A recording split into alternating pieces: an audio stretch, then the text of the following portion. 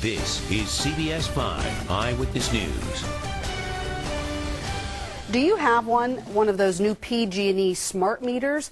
They're supposed to help you understand your energy use, but we've heard from many viewers who think smart meters are anything but. CBS 5 investigative reporter Anna Warner looked into them. Anna. Well, Dana, if you don't have smart meters yet, you will, and there's no choice. They'll be installed in all Bay Area homes by 2012. But some viewers are asking us to investigate this. If the meters are so great, why do their bills seem to be going up? Tonight, we put the questions to PG&E and get some surprising answers. They're the new electronic meters PG&E is installing on every home in the Bay Area, called smart meters. They're an absolute critical, necessary first step. A first step, says PG&E's Andrew Tang, toward a new way of monitoring your energy use. Now we don't need to send people to go to individual homes and to read meters every time. Instead, PG&E will be able to read these meters remotely, and not just by the month, but by the hour.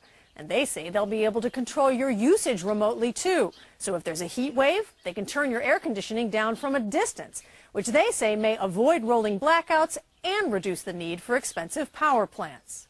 In the long run, PG&E even promises smart meters will help customers know when to conserve energy so they can save money. I do believe bills will go down. But so far, many customers say the result has been just the opposite. Her bill was $873.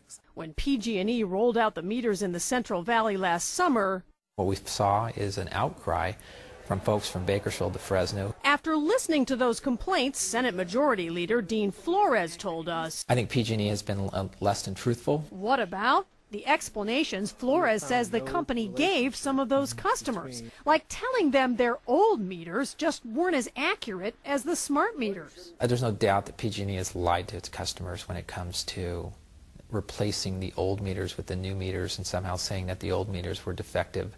Something Tang now admits isn't true. Should PG&E customer service representatives be saying to somebody, well, it's probably just that your old meters weren't accurate? No, they shouldn't. The customer service response, I think, is not consistent. Tang blames the Central Valley's higher bills primarily on a hotter than normal summer.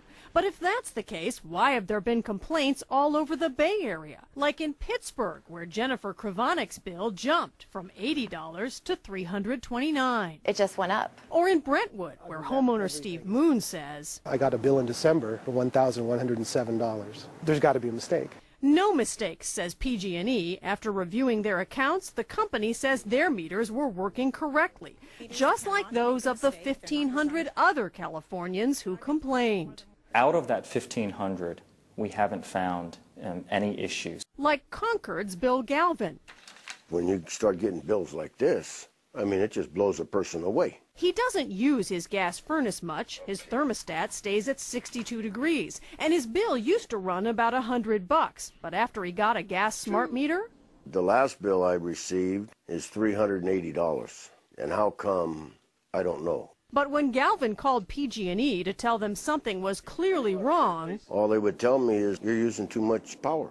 They don't want to try to deal with you. But after we asked PG&E, a crew went out to his house to check and found that smart meter was incorrectly installed. We're incredibly sorry that this happened. This shouldn't have happened. Mr. Galvin's case is really one of the first cases that we found. So you're saying Mr. Galvin has the only meter with a problem?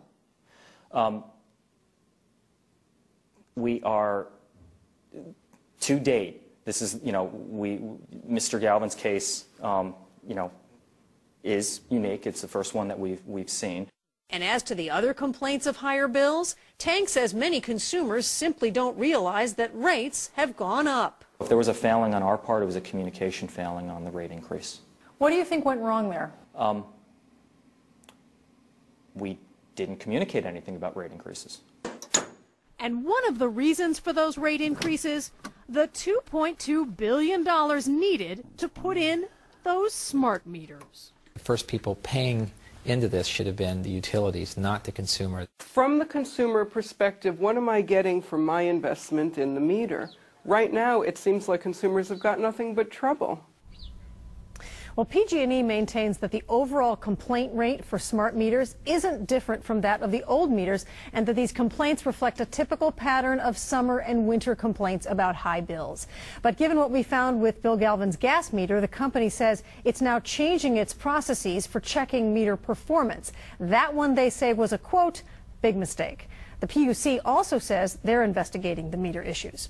Now, if you've had an experience with smart meters you'd like to share, or another story we should investigate, go to cbs5.com/investigates and send me an email. We'll be interested to hear about it. Dana, we'll keep watching this for you. I'll be looking at my bill. Thank you, Anna.